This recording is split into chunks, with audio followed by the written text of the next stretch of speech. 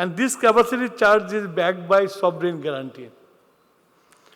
এখন যারা ক্যাপাসিটি চার্জে যারা ইনভেস্টমেন্ট করেছে তাদের sovereign guarantee is a bankable instrument, they have use that.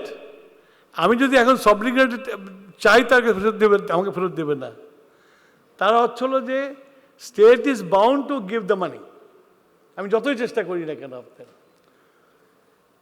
তো আবার বেশি খোঁজাখুঁজি করতে গেলে আপনি বললেন যে ইনভেস্টমেন্টের কথা বললেন, এমনি তো জ্বালানির জমালা আছে, তারপরে আমার ইকোনমিক রেটিং কমে যাবে কারণ আমি পেমেন্ট করতে পারছি না তাদেরকে।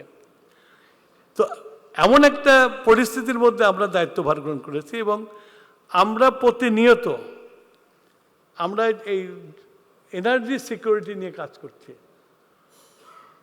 আমরা প্রায়ই আমাদের প্রধানমন্ত্রী আমাদের সাথে বসে সিকিউরিটি কী করা যায় নানান অপশনস আমরা খুঁজছি, বাট ইট ইজ ডিফিকাল্ট।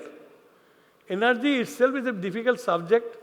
তারপর আবার আপনার ইরান আর ইসরায়েল যুদ্ধ আর একটা করে দিয়েছে। যেমন আমাদের সাথে এলএনজি আনার কন্ট্রাক্ট ছিল কাতারের সাথে, লম্বা কন্ট্রাক্ট ছিল, আবুধাবির সাথে ছিল, আপনার ফোর্স মেজর ডিক্লেয়ার করে দিয়েছে যুদ্ধের জন্য। So we had to go for other source. এখন আপনি বোঝেন যখন আমি আদার সোর্সে যাই এবং আমি যখন হরমুজকে অ্যাভয়েড করতে চাই, প্রাইস অনেক উপরে চলে যায়। এবং গতকালই আজকে আমার পারচেস কমিটি মিটিং আছে, তো আমাদেরকে ভেরি হাই প্রাইসে এলএনজি কিনতে হয়েছে।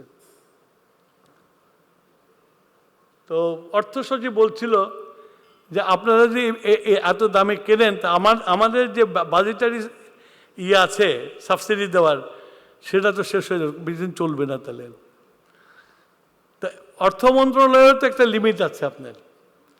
এমনি তো বেশি দামে বিদ্যুৎ কিনছি আমরা, আমাদের এনার্জি কমিশনের চেয়ারম্যান সাহেব বসে আছেন, বেশি দামে আমরা বিদ্যুৎ কিনছি, বিক্রি করছি আমরা কম দামে।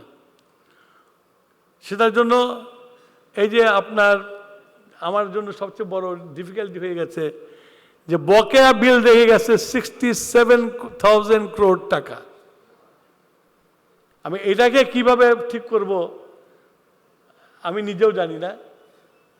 আমরা একটা কমিটি করেছি অর্থ মন্ত্রণালয়ে যে কিভাবে আমরা এই কারেন্ট বিল সাথে এই 67,000 crore টাকা কীভাবে পে করবো আপনার। It's a heavy pressure on the Exchequer.